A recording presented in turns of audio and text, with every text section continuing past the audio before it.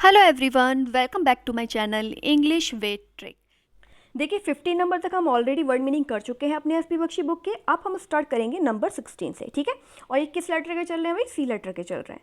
अब देख लेते हैं नंबर 16 क्या है हमारा।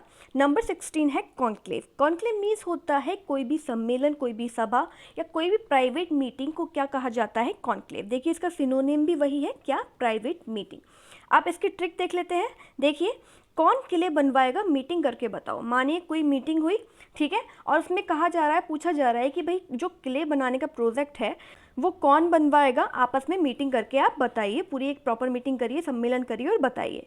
इस तरीके से हम इसे लर्न कर सकते हैं। अब देख लेते हैं कौन सी चीज़ कहाँ से ली है। देखिए कौन, फिर से ये कौन आ गया, ठीक है, और CLA हमने क्या पढ़ लिया? किले, ठीक है। इसको हम क्या पढ़ लेंगे? क्लेव को किले, ठीक है। अब क्या करके बताना है भाई? मीटिंग या सम्मेलन करके बताना है कि किले कौन बनवाएगा। ओके, तो इस तरीके से हम इसे इजीली लर्न कर सकते हैं। पिक्चर आप देख ही रहे होंगे, क्या हो रही है यहाँ पे? कॉन्क्लेव हो रही है, मीटिंग हो रही है।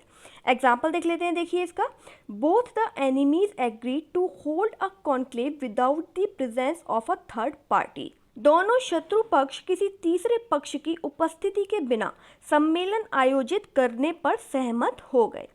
आई होप समझ में आ गया हो। नेक्स्ट देख लेते हैं 17 नंबर का। क्या है 17 नंबर का? कंस्ट्रू। कंस्ट्रू का मीन्स होता है किसी भी चीज की व्याख्या करना, ठीक है। सिनोनिम देख लेते हैं। देखिए इसका क्या है सिनोनिम? इंटरप्रेट। ओके, अब ट्रिक देख लेते हैं। ट्रिक क्या है? कौन सच की व्याख्या करेगा। देखिए फिर से कौन आ गया है ना, CON, कौन, ठीक है। अब सच कहाँ से आया? देखिए TRUE क्या हो गया आपका? ट्रू, यानी कि सच, ठीक है। कौन सच की क्या करेगा भाई? व्याख्या करेगा। तो ये यहाँ पे व्याख्या क्लियर हो गया। इस तरीके से हम इसे लर्न कर सकते हैं। एग्जाम्पल देख लेते हैं। देखिए इसका, it is difficult to control the working of the law of nature. प्रकृति के नियमों की कार्य प्रणाली का अनुमान लगाना कैसा है भाई? बहुत कठिन है। आई होप समझ में आ गया हो। नेक्स्ट देख लेते हैं 18 नंबर का। क्या है 18 नंबर का? क्रिप्टिक। क्रिप्टिक का मीन्स होता है गुप्त या रहस्यमय। सिनोनिम देख लेते हैं, मिस्टीरियस या फिर हिडन। ओके, अब ट्रिक देख लेते हैं। देखिए कैसे इसे लर्न करेंगे। उन्हें गुप्त तरीके से पीटा गया। किसे? पता नहीं, बस हमें याद करना है क्या? उन्हें गुप्त तरीके से पीटा गया। इसलिए वह क्या कर रही थी भाई? रो रही थी, ठीक है। मानिए कोई लड़की थी, उसे गुप्त तरीके से पीटा गया और वो क्या कर रही थी? रो रही थी। अब ये कैसे लर्न होगा? क्या चीज़ कहाँ से ली है देख लेते हैं। देखिए क्राई। क्राई मीन्स क्या होता है? रोना। तो आपका ये रो रही थी क्लियर हो गया, ठीक है। कैसे पीटा गया भाई? गुप्त तरीके से पीटा गया, तो ये आपका गुप्त क्लियर हो गया। और पीटा आप इधर कर लीजिए, है ना, पिटी। PTI क्या हो गया? पिटी भाई, गुप्त तरीके से पिटी या पीटा गया। ओके, आई होप समझ में आ गया हो। एग्जाम्पल देख लेते हैं। देखिए, she was never fourth coming in her replies which were Holi cryptic. वह कभी भी खुलकर जवाब नहीं देती थी जो पूरी तरह से रहस्यमय होता था।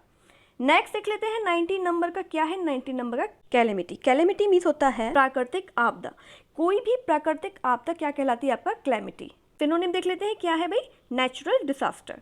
ट्रिक देख लेते हैं। देखिए, किले मिट्टी प्राकृतिक आपदा को नहीं रोक सकती। देखिए किले मिट्टी तो सब जानते हैं क्या होती है ना, बच्चे खेलते हैं।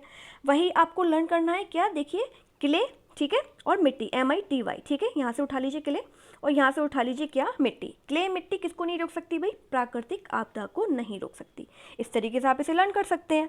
एग्जाम्पल देख लेते हैं। देखिए अब, though man claims to have conquered nature, he is frequently struck by calamities. क्या मतलब? देखिए, यद्यपि मनुष्य प्रकृति पर विजय पाने का दावा करता है, फिर भी वह अक्सर आपदाओं से ग्रसित रहता है। नेक्स्ट देख लेते हैं 20 नंबर का। क्या है 20 नंबर का? कमेंसुरेट। कमेंसुरेट मीन्स होता है समानुपात या अनुरूप। सिनोनिम देख लेते हैं। Equal in proportion. इक्वल यानी कि बराबर, है ना। हर प्रपोर्शन एक तरीके से बराबर रखना यानी समानुपात रखना, ठीक है। अब ट्रिक देख लेते हैं कैसे इसे लर्न करेंगे। सूरतें हर किसी के अनुरूप नहीं होती। देखिए पहले ये समझिए क्या चीज़ कहाँ से ली है। ये सूरतें हैं, ठीक है। यहाँ से उठा लीजिए SURATE, इसे क्या पढ़ लेंगे? सूरतें, ठीक है। और इसे क्या पढ़ लेंगे? कॉमन, ठीक है। कॉमन यानी कि समान। सूरतें हर किसी के अनुरूप नहीं होती, मतलब सूरतें होती हैं, जो फेस होता है हर किसी की सोच के अनुरूप नहीं होता, हर किसी का एक जैसा नहीं होता। इस तरीके से आप इसे लर्न कर सकते हैं इजीली। अब इसका एग्जांपल देख लेते हैं। देखिए, the income of an Indian farmer is hardly commensurate with the labour he has to do.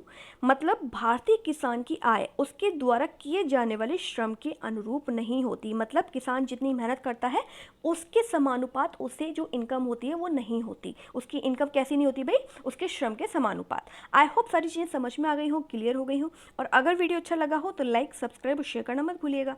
Thank you very much.